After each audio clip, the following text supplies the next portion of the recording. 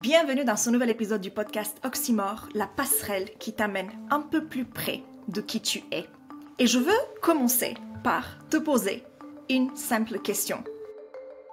Est-ce que tu as déjà ressenti que ton plus grand défi en tant qu'entrepreneur, c'est toi-même? Que tout commence et finit par toi? En fait, je suis partie d'un constat, c'est qu'on croit à tort que si notre entreprise ne va pas, c'est parce qu'il faut encore se former à l'entrepreneuriat, se former à la communication, se former au marketing, se former à plein de trucs.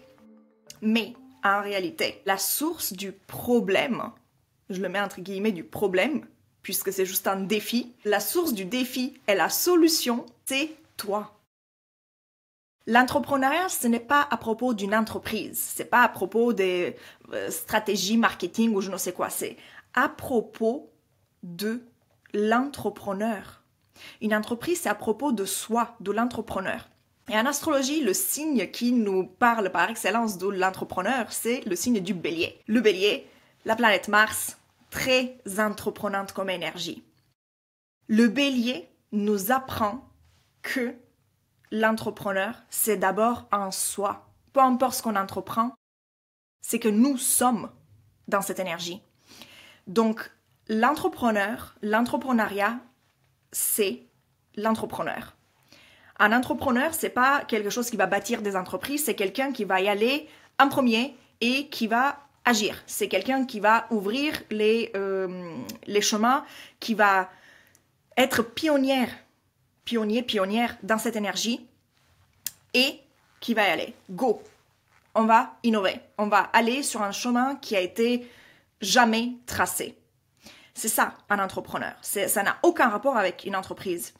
Donc, l'entrepreneur, c'est le soi, c'est l'identité. C'est tes actions qui partent de toi, en fait. Donc, en fait, quand on est entrepreneur, on travaille beaucoup seul. Là, je parle vraiment sur les solopreneurs ou peu importe, freelance, tout ça.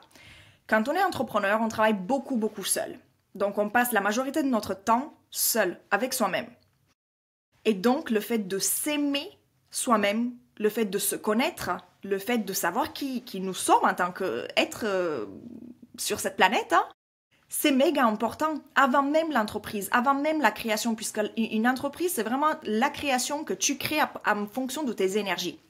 Donc, c'est ça qu'on apprend à faire dans le programme Œuvre alchimique, c'est créer une entreprise sur mesure en fonction de toi, de tes énergies. Apprendre à s'aimer en tant qu'entrepreneur, à se connaître, c'est méga important. Parce qu'on est énormément avec soi-même. Dans nos pensées, quand on pense, quand on brainstorm, quand on pose nos pensées sur papier, quand on réfléchit, quand on prend des décisions, quand on crée des systèmes, quand on crée des stratégies, quand on analyse, quand on visualise, peu importe, you name it. Quand tu fais tout ça, t'es seul avec toi-même. Donc, l'équation à avoir, c'est investir 80% en soi et 20% dans son entreprise. Je te donne comme ça à titre de mesure, c'est pas exactement ça, mais tu mets la balance que toi t'as envie. Moi, je dirais 80% et 80% en toi, investir en toi, en ta croissance personnelle, en ton développement personnel, en ta connaissance de toi, en qui tu es. Et puis le reste, 20% dans ton entreprise. Ça peut être 70% en toi et 30% dans ton entreprise. Peu importe, tu trouves vraiment qu'est-ce qui t'arrange le mieux comme équation. Mais c'est ça la bonne équation à avoir. Puisque ça sert à rien d'investir toutes tes ressources. Et là, je parle ressources, temps, énergie, attention, argent, peu importe. Tu mets tout ce que tu veux dans tes ressources. Ça sert à rien d'investir tes ressources, principalement dans ton entreprise et jamais dans toi. Là, je vais aussi du principe que faut être à l'aise avec soi-même. Faut être à l'aise avec son image. Faut être à l'aise avec son propre regard avec soi-même. T'imagines que en tant qu'entrepreneur, surtout entrepreneur sur le web, on est en train de s'entendre constamment, d'entendre ce qu'on blablate dans nos vidéos, d'entendre ce qu'on parle, de se voir quand on fait des montages vidéo ou peu importe. On se réécoute pour s'améliorer, pour savoir c'est quoi nos gestes, etc. pour que on s'améliore tout simplement. Et pour que ce qu'on veut dégager à l'extérieur de nous, c'est-à-dire dans nos vidéos, que ça soit à l'image de qui nous sommes réellement et pas de nos peurs, pas de nos croyances limitantes ou pas de je ne sais quoi encore. Donc, tu imagines que combien de fois je m'entends parler par jour lorsque j'enregistre, que ce soit mes vidéos sur YouTube, mes podcasts, mes vidéos sur les réseaux sociaux, que je fais les montages de ces vidéos, de mes vidéos dans mes programmes, combien de fois à la journée je me vois et je m'entends? Tu imagines si je ne m'aime pas? Tu imagines si je déteste ma voix ou si je déteste mon image ou si je déteste mes expressions ou je ne sais quoi encore? Je te fais une petite parenthèse. Moi, j'avais commencé un podcast justement au tout début. C'était pour renouer avec ma voix parce que j'avais eu un événement qui m'a un peu traumatisée dans ma vie. J'avais fait un concours en France, ça s'appelle la Nouvelle Star, quand j'étais à l'université. Et en fait, on m'avait dit quelque chose qui m'a complètement démoralisée. Et on m'avait dit un truc au niveau de ma voix, sur ma voix, et que ça m'a resté comme une croyance limitante qui m'empêchait de m'exprimer, qui m'a empêché même de chanter pendant très très longtemps, et qui est venu créer une sorte de limitation. Donc j'ai créé un podcast à la base, c'était pour renouer avec ma voix. Et me voilà aujourd'hui où je suis en train de faire tout un tas de choses sur la toile du web et je n'ai plus de soucis avec ma voix. Donc, imagine que tu passes tout ce temps avec toi-même, dans tes pensées, dans tes vidéos, dans tout ce que tu fais dans ton entreprise, en fait, tes décisions, tes choix, etc. Ben, il faut que tu sois à l'aise avec toi-même. Il faut que tu te aimes, que tu t'apprécies, que tu te séduises toi-même, même, tu vois, enfin, jusqu'où ça va la pensée. Il faut que tu sois à l'aise avec toi-même. Il faut que si jamais tu as un date avec quelqu'un, imagine que ce date c'est toi, avec toi. Ben ne prends pas le truc de est-ce que je vais plaire à X personne ou quoi que ce soit. La seule personne à qui tu dois plaire, c'est seulement toi. Si toi tu te aimes exactement comme tu es, ben vas-y, exprime-toi. Bref, donc faut être à l'aise avec soi-même en tant qu'entrepreneur, savoir qui on est, qui tu es, et avoir l'audace de expérimenter des nouvelles choses et en même temps transmettre publiquement. Donc, si tu n'es pas à l'aise avec toi-même, avec ton image, avec comment tu t'exprimes, avec même ton expertise ou peu importe, ben ça va pas aller en fait. Il faut du courage et de l'amour de soi. Donc, c'est pour ça que moi, je t'invite vraiment à travailler sur toi en priorité et non pas mettre toutes tes ressources dans ton entreprise. Ton entreprise, elle attendra parce que ce qui va se passer en surface, ça va être vraiment toi, ton identité, toi, tes émotions, ton mindset, tout ce qui est à l'intérieur de toi. Donc, c'est pour ça que je t'invite et je t'encourage à faire des thérapies, du coaching, des accompagnements, peu importe, travailler ton intelligence émotionnelle, travailler ton coaching de vie aussi, puisque ton coaching de vie, faire du coaching de vie, ça va également se retranscrire dans ton entreprise. Donc, faire du travail identitaire, du coaching identitaire.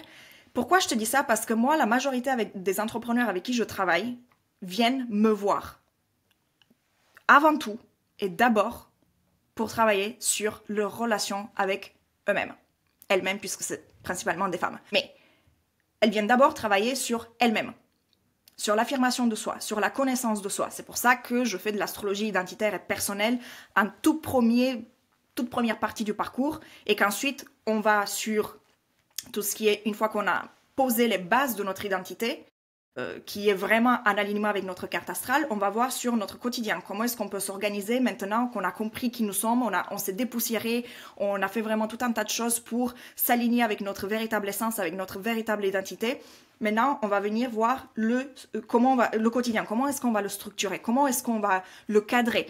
Donc ça, c'est plus de l'astrologie organisationnelle, je ne sais pas trop comment l'appeler, mais en gros c'est ça qu'on fait.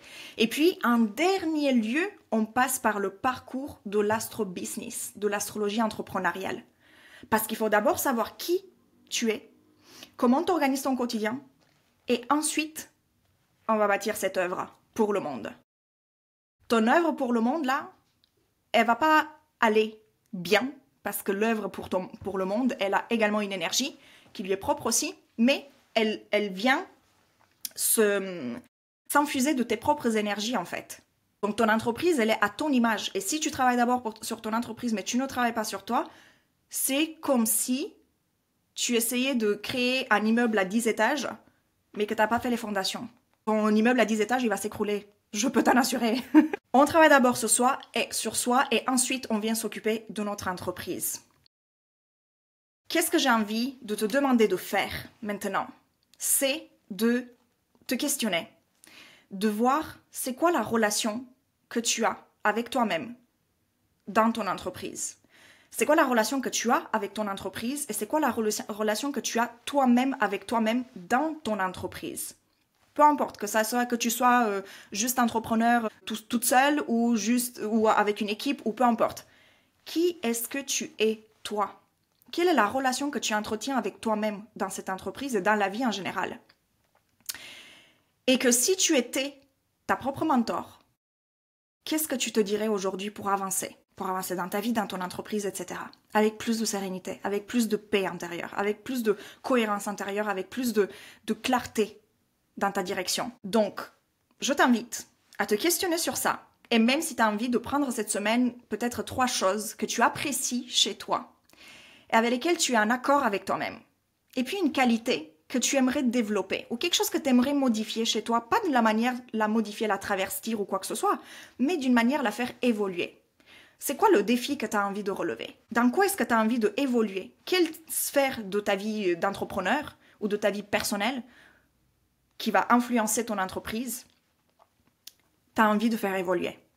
Toi, en tant que chef d'orchestre de ton entreprise.